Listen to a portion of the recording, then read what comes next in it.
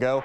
Kind of took us by surprise, but it came as the same way it happened out there. There was thunderstorms, and out ahead of the thunderstorms, you of course had the gusty winds that picked up the dry and arid ground and brought it over here. Thankfully, not looking at any sort of dust storm conditions for today's forecast, or at least the next 10 days. So that is good news. Current temperatures at least at 80 degrees for everybody here in Michiana. And we're also watching those scattered cumulus clouds start to develop across the region. As we zoom out the radar, we can see we're pretty much clear sailing for today's forecast in terms of large systems. Take a look at some cloud debris that's kind of moving down from the north and to the west, moving into Michiana, and that'll be something that we'll be dealing with throughout the day. And out there in western Iowa, they're dealing with thunderstorms, and that'll slowly but surely make its way over to central Indiana within the next few hours. Now, when we talk about dew point and our temperature, we're really looking at the relationship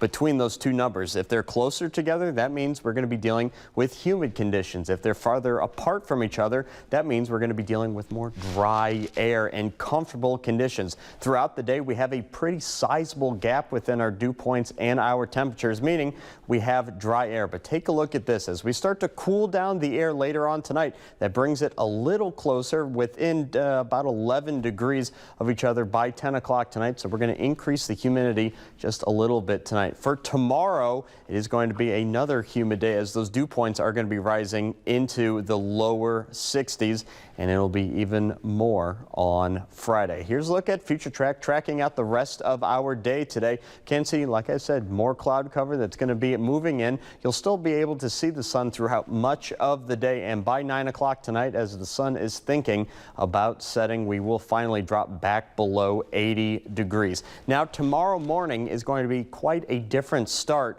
than we actually had today. We're actually going to be warming up quite a lot. Everybody starting the day out in the middle to even high 60s. This morning, we were in the low 60s. So you're going to notice the heat tomorrow, and then by the afternoon, you will really notice the heat, notice the humidity, and some folks across the region will actually notice a couple isolated thunderstorms that will bubble up in the afternoon heat and humidity, something we're going to be dealing with from pretty much 1 o'clock in the afternoon going all the way till 8 or 9 o'clock in the evening, just as you have the peak heating of the day. And if you're thinking about going to the beach, not a bad idea, especially for the holiday weekend.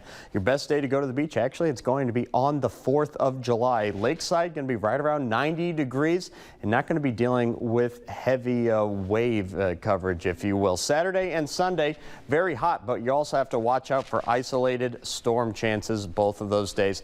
Here's a look at that 10-day forecast. 86 once again for today's high forecast. 88 degrees tomorrow, Friday. On Independence Day, 92 degrees, and if you like the heat, well, you're going to love Saturday, 94 degrees. As that high temperature, the heat and the humidity, it's all back, Tricia. Well, and that's the thing. I think I can handle the heat, especially I look at days like this and I'm enjoying the comfortable air out there. But here's the thing, when it gets really, really hot,